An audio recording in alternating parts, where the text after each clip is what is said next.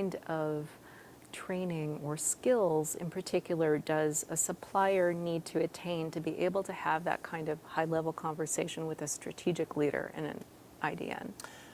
Sure. I think it's what I like calling going from scrubs to suits. You're going from that clinical area for possibility up to the C-suite or to the strategic suite.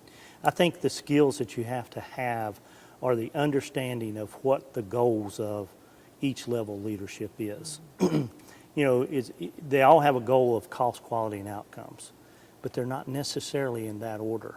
Where, you know, a CFO may very much be concerned with the total cost, and he or she are looking for someone who can help interpret that. And I love to tell the suppliers about CFOs. They're just as curious about you as you are of them. So polish off your suit and get ready to go into the C-suite and be able to present around what their goals are, understanding the total cost in this arena. You know, I'd say the same for strategic level leadership, maybe a vice president of nursing, the chief medical officer from the C-suite.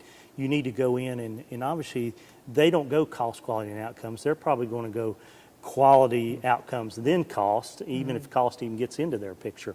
So you need to be able to articulate in their language and understand what their risk and their managing is. For example, vice president of nursing, vice president of quality, they would be managing that quality indicator.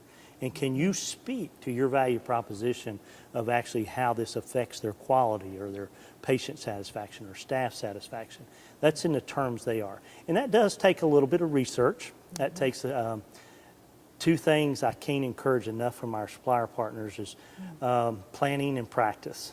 Plan what you're going to say, practice what you're going to say, and really work on that because you're going to have limited time with those strategic leaders and those C-suite folks. You need to be able to have the skills to speak their language to exactly what they're tasked for doing for that health system.